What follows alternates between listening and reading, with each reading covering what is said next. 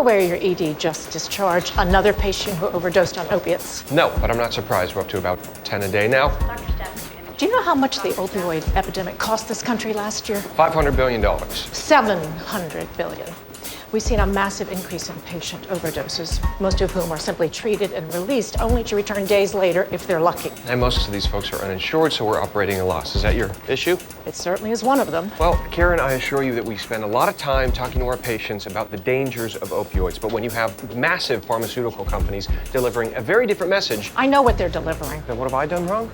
Nothing, which is precisely the problem. I thought you wanted me to do nothing. Not today. Today, I want you to turn this epidemic around.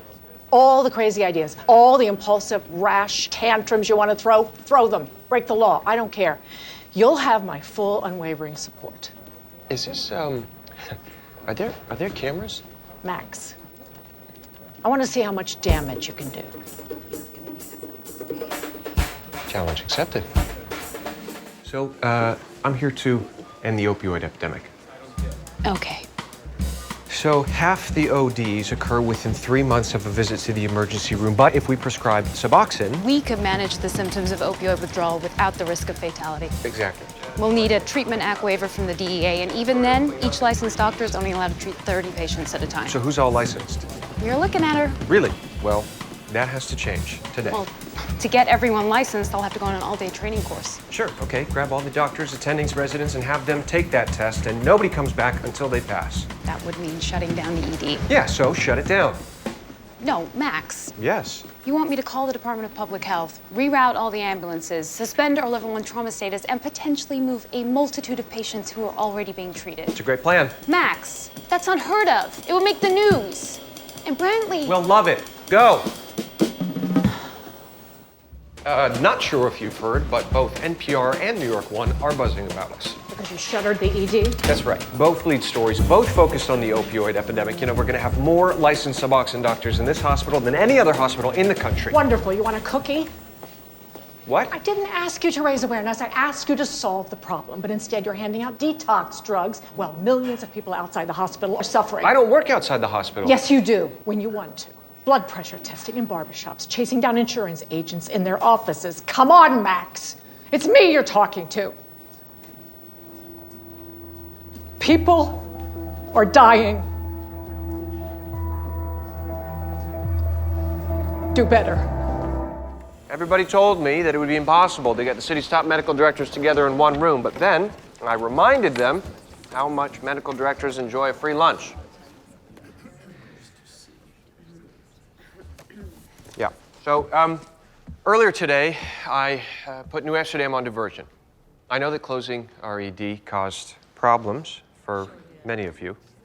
To those of you who are still annoyed, I just want to say it's about to get worse.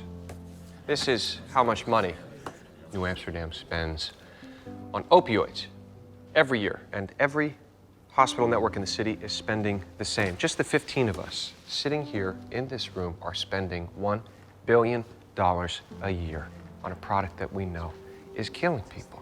We're hospitals. Killing people should be pretty high on the list of things we try not to do. Opioids work incredibly well. That's right, Florence, they do work, but they also worked in 1996, and back then they worked without causing an international addiction crisis. That was before the Nilers started launching propaganda campaigns and buying off hospitals. Including yours. That's right, including mine. Raise your hand if your hospital has a Niler wing. I'm not saying that New Amsterdam is better than anyone else. I am saying it's time to return to ethical behavior. So instead of giving the Nilers another $1 billion this year, I'd like to propose a new number. I'm ready to cancel New Amsterdam's opioid contract right now. And I want you all to do the same. We have to hit them hard. We have to hit them together. And what we need is unity. Unity is an antitrust violation. There's blood on all of our hands. I think it's time to wash it off. So who's with me?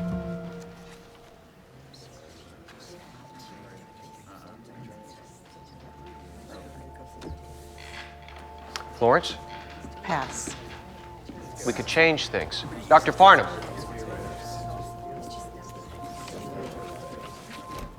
John.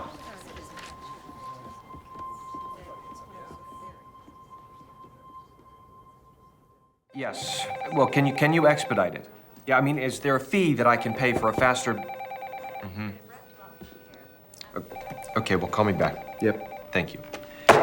Our pacemaker supplier can't make shipments, no big deal. They're just people's hearts. Stents are being held up, too. Not to pile on, but several of my chemo drugs won't be coming in tomorrow. Or ever.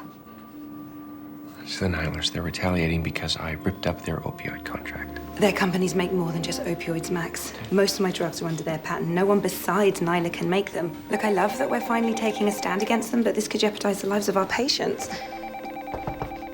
Can someone please tell me why my supplier just killed my order for acne cream?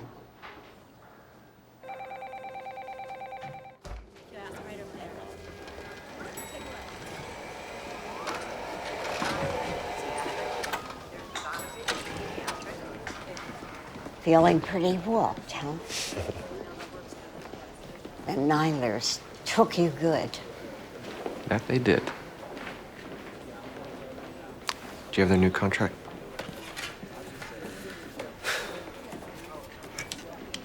You know, I don't know what's worse. People addicted to their drugs or the system addicted to their money.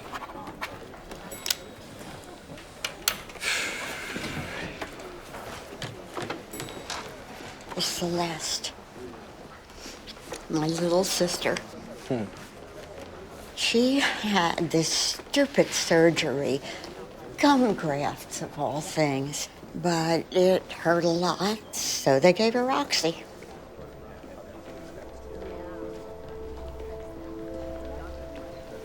She's gone now. 2 years. May I?